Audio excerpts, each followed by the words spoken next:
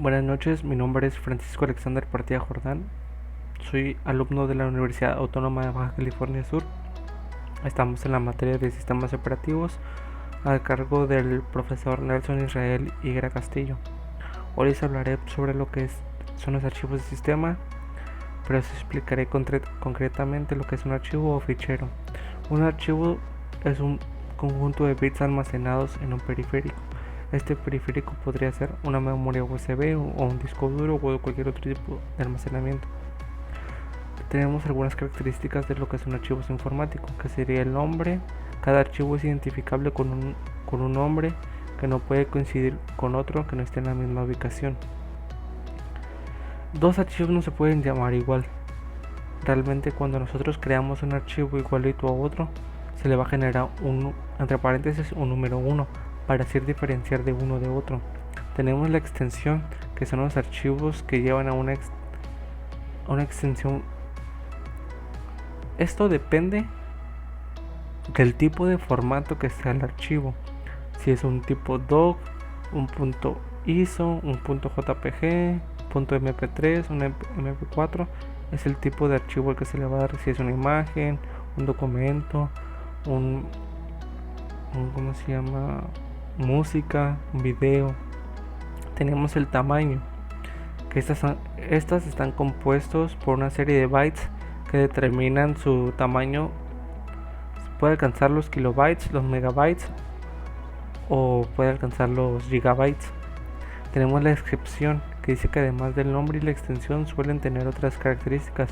Dentro de estas características es la última fecha de modificación, es el tamaño, es prácticamente un resumen de lo que contiene el archivo sin mostrar la información del mismo.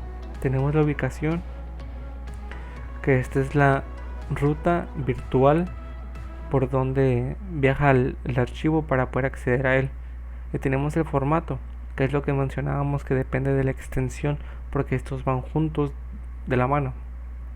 Dice que la forma en que la computadora organiza los archivos suele llamarse sistema de archivos y depende del sistema operativo si son ejecutables o no ejecutables. Si son ejecutables significa que no dependan de una aplicación externa para poderse realizar dicho proceso. Por ejemplo, si hablamos de un documento de Word, sería un archivo no ejecutable porque depende de Word para poder ejecutarse y acceder a él. Y si hablamos de un videojuego de PC, significa que es un archivo ejecutable, ya que no depende externamente de una aplicación para poderse llevar a cabo. Tenemos lo que son los atributos de un fichero o un archivo. Son determinadas características que se asocian y determinan el tipo de fichero y directorio.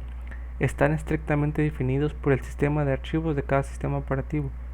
Tenemos el Read Only, Hidden, System, Directory, Archive, Types, Normal, Temporary, Sparse File, entre otros atributos. Estos dependen de cada tipo de sistema operativo, como se mencionó con anterioridad. Tenemos el tipo de abstracto de datos. El nivel más alto de abstracción estarían los tipos de datos. Esto se puede ver como modelos matemáticos sobre los que se define una serie de operaciones. En realidad son una normalización del concepto de datos que el programador considera adecuado para resolver el problema. El tipo abstracto de datos, al igual que las estructuras de datos, es independiente del lenguaje de programación, ya que un tipo abstracto de datos, en adelante TDA, que significa Type Abstract Date, es una colección de valores y de operaciones que se definen mediante una especificación que es independiente de cualquier representación. Tenemos los que son los tipos de datos. Podemos dividir los archivos en dos grandes grupos. Estos son ejecutables y no ejecutables. La diferencia fundamental entre ellos es que los primeros están creados para funcionar por sí mismos y los segundos almacenan información que tendrá que ser utilizada con la ayuda de un programa. Es lo que mencionábamos hace rato, que es como el videojuego de PC y el documento de Word, que realmente la mayoría son muy raros los archivos que sean ejecutables, ya que realmente todos necesitan de una aplicación externa para poder cargarse, por así decirlo, en ella. Tenemos los tipos de archivos más comunes, que son los de texto, que serían los TXT, los DOG, los DOCX. De imagen tenemos la JPG, el GIF, el BMP, el PNG. Tenemos los de video, que es el AVI, el MP4, el MPEG. Los de ejecución o de sistema, que es el EX, el VAL, el DIL, el SAIS. Tenemos los de audio, que es el MP3, el WAV, WMA. Tenemos los de video, MP4, AV, MPEG. Tenemos los de lectura, que son PDF, un EPUB, AZW, un iBook. Tenemos la que es la clasificación de los archivos. Esta se puede decir por longitud fija, longitud variable, delimitados, indefinidos. La longitud fija es la suma de los caracteres de todos los campos de registros. Es constante y todos los registros del fichero tendrán la misma longitud. Sin embargo, la longitud variable está variando o oscilando entre un mínimo y un máximo, siendo un pequeño el número de caracteres en que se difiere la longitud. En estos casos, el sistema reserva una palabra al comienzo de cada registro para anotar su longitud. Tenemos lo que son los delimitados del registro. La longitud del registro es delimitados. La longitud del registro es variable y no es posible conocer qué medidas difieren de unos registros o de otros. Tenemos los indefinidos, que su longitud es totalmente variable. En este caso, el sistema operativo no realiza ninguna gestión sobre la longitud de los registros del fichero. El programa de usuarios es el que se encarga de localizar el principio y el final de cada registro. Para poder realizar lo que es el acceso a la información de un archivo, las aplicaciones deben de acceder a la misma y almacenarla en memoria. Hay distintas formas de acceder a un archivo para aplicaciones y elegir adecuadamente la forma de acceder. O sea, las aplicaciones tienen que definir la ruta que se va a tomar para llegar más rápido al archivo y poder modificarlo. Tenemos lo que son los métodos de acceso directo y tenemos lo que son los métodos de acceso secuencial. El acceso directo a memoria, o en inglés DMA, Direct Memory Access, permite a cierto tipo de componentes de una computadora acceder a la memoria del sistema para leer o escribir independientemente de la unidad central de procesamiento, la CPU. Y tenemos el método de acceso secuencial, que el método de acceso secuencial es la forma en la que la computadora accede a los datos de manera que es necesario interactuar directamente con los datos o con el espacio específico en donde se encuentran almacenados dichos datos. Las operaciones con los archivos es de los archivos informáticos, que son el medio con lo que nosotros disponemos para poder almacenar información no volátil en un dispositivo de almacenamiento. Se puede hacer operaciones como la lectura, la escritura, la apertura, el cierre, la creación o la modificación de estos archivos.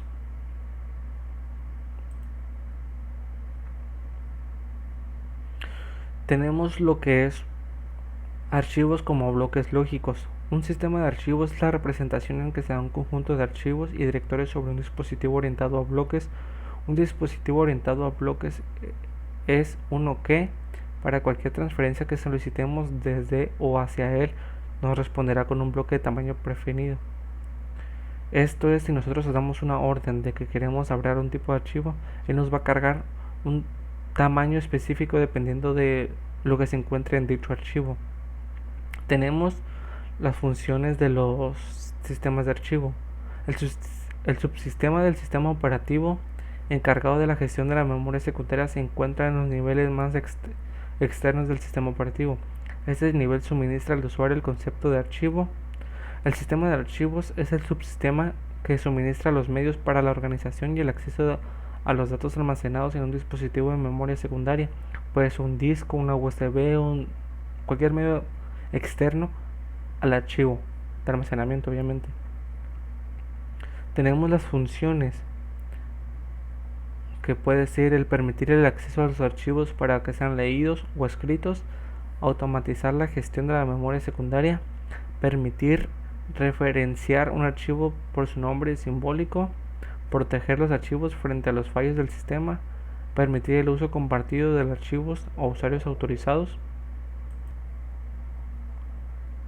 Tenemos lo que es la organización del sistema de archivos. Los usuarios pueden definir los objetos con nombres llamados archivos y que están constituidos por una secuencia de bits, bytes, líneas o registros. Se referencian mediante su nombre. El sistema operativo suministra una serie de operaciones especiales llamadas al sistema para la manipulación de los archivos, como unidad, apertura, cierre, creación, borrado y copia, y accediendo al contenido sería la lectura, escritura, actualización e inserción. Las organizaciones comunes de un archivo, se podría decir que son las estructuras del archivo, varían de un sistema operativo a otro. Por ejemplo, en Unix, los archivos son secuencias de bytes y la interpretación de esos bytes no la hace el sistema operativo. Los tipos de archivos que podemos encontrar en Unix son los regulares y los directorios. Los regulares contienen datos del programa que se dividen en diferentes tipos según su uso. Normalmente se identifican por la extensión. Ya mencionamos que la extensión es el tipo de archivo al que pertenece. Y los directorios contienen información sobre el archivo contenidos en el mismo. Estructuras de almacenamiento de archivos. Se han inventado varias formas de almacenamiento basadas en diversos fenómenos naturales. No existe medio alguno de almacenamiento de uso práctico, universal, y de todas las formas de almacenamiento tienen sus ventajas. Por lo tanto, cada sistema operativo tiene sus diferentes tipos de almacenamiento, pero cada uno de estos tiene su propósito individual. Tenemos la memoria principal y tenemos la memoria secundaria. La memoria principal es el segundo nivel de jerarquía y cumple la función de almacenar programas en ejecución. Su acceso es aleatorio y su retención o almacenamiento volátil. La carga transfiere una palabra de memoria principal a la CPU. El almacenaje transfiere el contenido de un registro de memoria principal. La memoria secundaria es de almacenamiento masivo y permanente, o sea que no es volátil. A diferencia de la memoria RAM, tiene mucha más capacidad de almacenamiento, pero es mucho más lenta que la memoria principal. Tenemos los directorios binarios. El directorio binario puede considerarse como una tabla de símbolos que traduce los nombres de archivos a sus correspondientes entradas del directorio. Si adoptamos esta visión, es fácil comprender que el IST y el propio directorio puede organizarse de muchas formas. Dentro de los directorios tenemos lo que es una búsqueda de archivo, crear un archivo, renombrar un archivo, grabadora de sistema de archivos. Tenemos lo que son los directorios binarios del único nivel, que esta es la estructura del directorio más simple que puede haber. Todos los archivos están contenidos en el mismo directorio y resulta más fácil mantener y de comprender. Sin embargo, un directorio de un único nivel tiene limitaciones significativas cuando el número de archivos se incrementa o cuando el sistema tiene más de un usuario. Puesto que todos los archivos se encuentran en el mismo directorio, deberán de tener nombres distintos. La forma más simple de un sistema de directorios es tener un directorio que contenga todos los archivos. A veces se le llama directorio raíz, pero esto realmente no tiene mucha relevancia, ya que solamente existe uno. Los directorios de segundo nivel o de dos niveles significa que cada usuario tiene su propio directorio de archivos de usuario. Y cada UFD o User File Directory tiene una estructura similar, pero la lista solamente contiene los archivos de un usuario. Cuando comienza un trabajo de usuario o se conecta un usuario, se hace una búsqueda en el directorio de los archivos maestro, Master File Directory o MFD.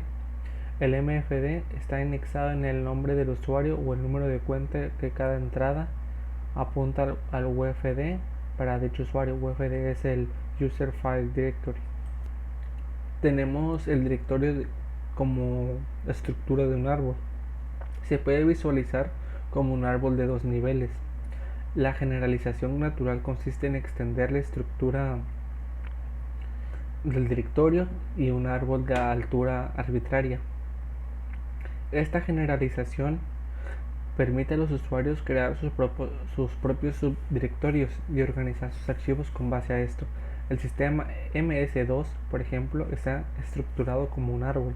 El árbol tiene un directorio raíz. Cada archivo del sistema contiene un nombre de ruta único. Un directorio o subdirectorio contiene un conjunto de archivos o subdirectorios. Es simplemente otro archivo, pero es tratado de una forma especial. Todos los directorios tienen el mismo formato interno. Un bit en cada entrada del directorio define la entrada como un archivo 0 o como un subdirectorio 1. Ciertas llamadas especiales del sistema crean y borran lo que son los directorios. Nos podemos encontrar lo que es un directorio en un grafo acíclico, y se dice que esta es una estructura de árbol que prohíbe el comportamiento de los archivos o directorios. Una gráfica acíclica o gráfica sin ciclos permite que los directorios tengan subdirectorios y archivos compartidos. El mismo archivo o subdirectorio puede estar en dos directorios diferentes. Una gráfica acíclica es una generalización natural del esquema de directorios con estructura de árbol. Cuando varias personas están trabajando como equipo, todos los archivos que se van a compartir pueden colocarse juntos en un directorio. Cada uno de los directorios de archivos, una estructura de directorios de gráfica cíclica es más flexible que una estructura sencilla del árbol, pero también es más compleja, ya que tiene como más raíces, por así decirlo, o más extensiones que una de un solo nivel. Tenemos el directorio de forma de grafo general, que se permite la aparición de los ciclos, enlazando subdirectorios de n de ciclos, enlazando subdirectorios de nivel superior o de nivel alto. La existencia de bucles complica la generación de lo que son las estadísticas y los mecanismos de copia y seguridad. Tenemos lo que son el problemas con el borrador, que puede existir subdirectorios con el contador de referencias a un valor distinto de 0 y que sin embargo no son alcanzables desde el directorio raíz. Tenemos lo que son la información inaccesible y se necesita que se necesita un recolector de basura. Tenemos el montaje del sistema de archivos. Hay dos tipos de montaje: el montaje remoto y el montaje local. Los montajes remotos se realizan en un sistema remoto en el que los datos se transfieren o se transmiten por una línea de telecomunicaciones. Los sistemas de archivos remotos, por ejemplo los Network File System o NFS, necesitan de archivos remotos. Esto quiere decir que necesitan de archivos que exporten antes de que se puedan montar. Los montajes locales se realizan en el sistema local. Cada sistema de archivo está asociado a un dispositivo diferente. Se define como si fuera un volumen lógico. Antes de que se pueda utilizar un sistema de archivos, debe conectarlo a la estructura de directorios existentes, al sistema de archivos raíz u otro sistema de archivos que ya esté conectado. La compartición de archivos, o lo que es el intercambio de archivos, se refiere al uso de mancomunados de diversos contenidos digitales, tales como documentos, archivos multimedia y programas de computación por parte de un grupo de personas. En el ámbito de dichas personas se puede lo que es facilitar ¿cómo se llama? El acceso a la información, y así podemos aumentar lo que son la productividad. Esto se toma mucho en cuenta, ya que en las empresas muchas personas pueden acceder a un mismo archivo y así modificarlo y agregarle sus ideas, por así decirlo, dependiendo del tipo de empresa en el que se esté fomentando este tipo de compartición de archivos. Tenemos lo que es la semántica de coherencia, y se puede dividir en varios puntos. Uno de ellos sería una lectura que ve los efectos de todas las escrituras previas. El efecto de dos escrituras sucesivas es el día de última de ellas. Los procesos pueden compartir el puntero de la posición y es difícil de implementar en sistemas distribuidos. Tenemos lo que es la protección de tipos de acceso y tenemos muchos objetos del sistema que necesitan protección, tales como la de la CPU, segmentos de la memoria, unidades de disco, terminales, impresoras, procesos, archivos y bases de datos. Realmente lo que es esto es proteger la información que contienen los mismos archivos. También podemos decir que un proceso se ejecuta de, de algunos dominios de protección. Existe una colección de objetos en el que cada objeto tiene un cierto conjunto de derechos, por así decirlo. También tenemos lo que es la protección de control de acceso, que son las matrices de protección que son muy grandes ¿cómo se llama? Y con muchos lugares vacíos.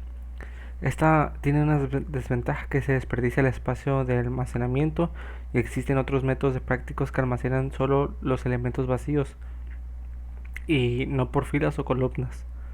La lista de control de acceso o Access Control List, tenemos unos puntos que se refiere a lo que asocia cada objeto en una lista ordenada, que son todos los dominios que pueden tener el acceso al objeto y la forma de dicho acceso, que si es de grabación, de lectura o de ejecución. Y una forma de implementar los ACL o los Access Control List es asignar 3 bits para cada archivo, y el propietario o el grupo de propietarios podrán lo que es manipular o modificar los ACL en cualquier momento. Bueno, mi nombre es Francisco Alexander Partida Jordán, y sin más por el momento agradezco mucho la atención que se le dé a este video, porque realmente se ha tomado bastantes intentos a pesar de que las equivocaciones que pude haber presentado en este video. Muchas gracias por la atención y muchas gracias a usted, profe, por la materia. Nos vemos.